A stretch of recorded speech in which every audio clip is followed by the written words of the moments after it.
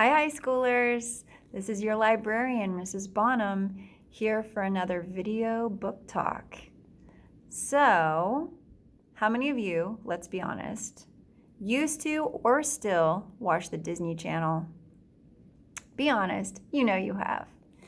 And the shows that you watch and the movies that you watch all have the same theme. Know who you are. Shoot for the stars. Don't worry about what anyone thinks about you, right? Cheesy Disney themes? Well, unfortunately, a lot of the books that you read as teenagers also have that same theme. Don't you get tired of reading books with the same theme for teenagers? So what I'm here to do today is to tell you about 3 books that you should pick up that don't have that same theme. These themes are really thought-provoking. They're ones that you can talk to your friends about. And I promise you, all 3 books you will never forget. The first one that I recommend is called Long Way Down by Jason Reynolds. This book has won over 10 awards. And if you look inside, you can see that a lot of it's written as free verse. So it's a really quick read.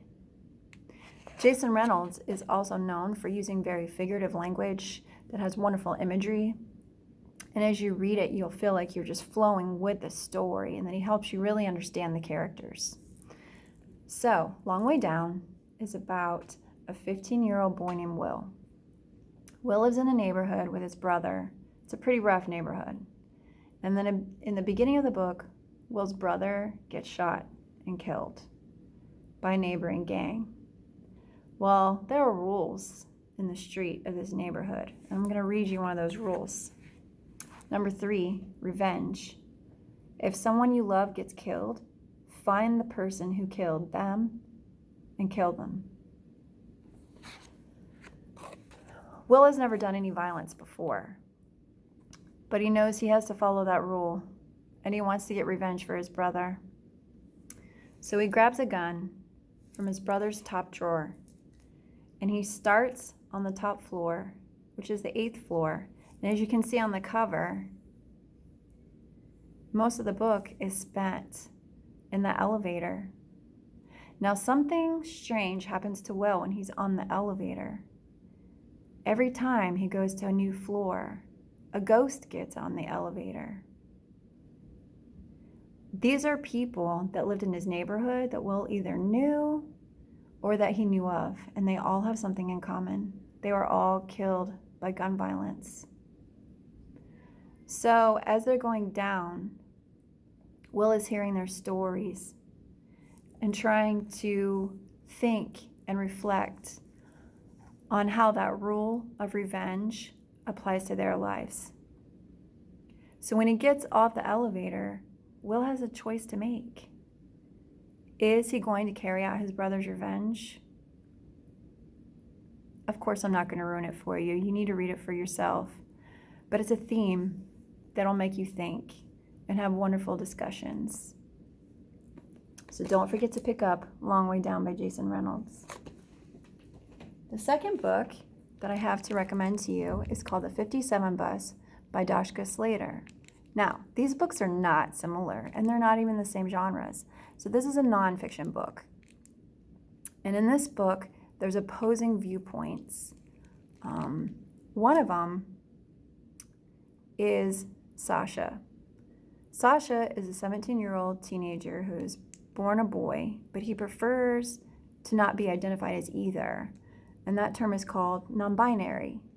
So Sasha wears clothes that a boy or a girl could wear.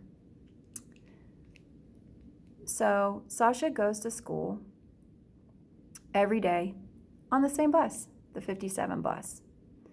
And one day, Sasha is wearing a plaid tartan skirt, which is kind of like a wool material. And this is important later. Richard is the other viewpoint that you hear a lot from in the story. And Richard is another teenager.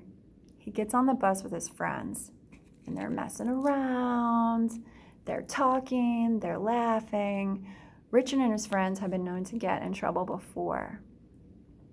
Now, they see Sasha on the back of the bus, and Sasha's asleep. And they go back there and they start daring each other. Man, you have a lighter. You should light his skirt on fire, because they see that Sasha's a boy wearing a skirt, and so they automatically want to make fun of him. So Richard listens to his friends, takes his lighter, lights it, and drops it on Sasha's skirt. Well, the problem with that is the material, like I said, is wool, and it's very flammable. So Sasha's entire skirt lights on fire like that. Richard and his friends see what they did, and they run off the bus with the skirt still on fire. Other people run back to Sasha to help them. Sasha ends up having to go to the hospital with third-degree burns.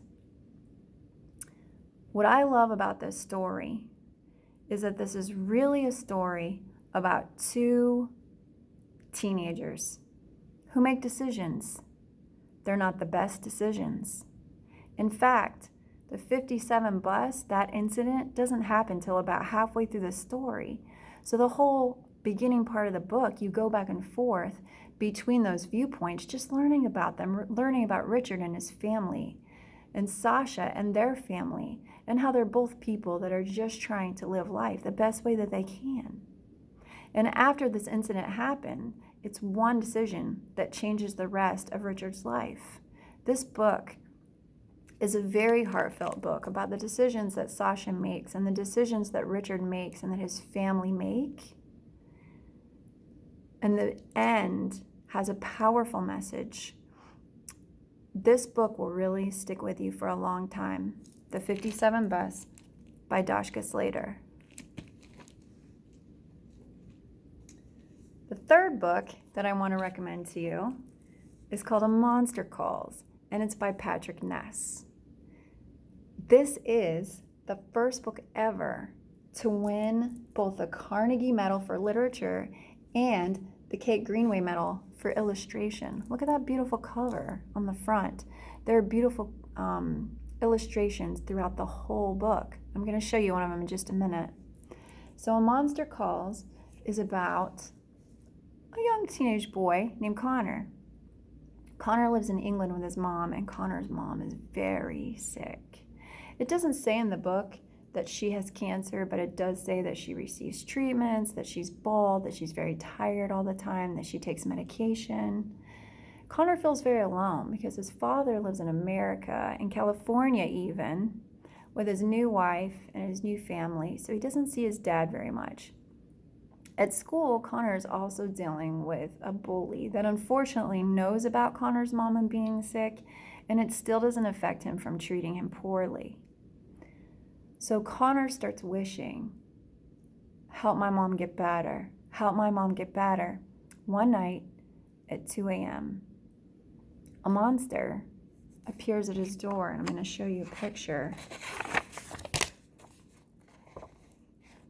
The monster comes from a yew tree, which is a giant tree in his backyard that's gnarled and giant and old. And the monster comes to his window at 2 a.m. Connor's not very scared of the monster, and he's asking him why he's there. The monster keeps coming back over and over, telling Connor stories about the past and how he's helped people in the past. Well, Connor gets excited because he thinks that the monster is there to help his mother live.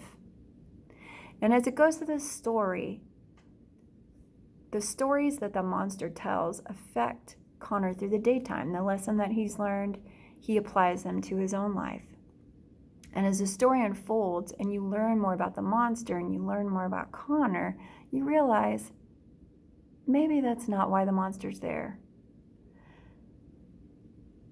So the end of the book has a very powerful story about the mother and the monster and Connor. The monster does end up teaching someone a lesson, teaches Connor a lot. And the theme is very clear to the reader. And again, it's not a theme like just be happy and be yourself. It's a very thought-provoking theme. So, pick up from your local library A Monster Calls by Patrick Ness. So one more time, so you don't forget. We have Long Way Down by Jason Reynolds, The 57 Bus by Dashka Slater, A Monster Calls by Patrick Ness. Pick these up from your local library, and these books and ideas and themes in the book will change your life and maybe the way that you see yourself and others. I'm Miss Bonham, signing out. Hope to see you in the library.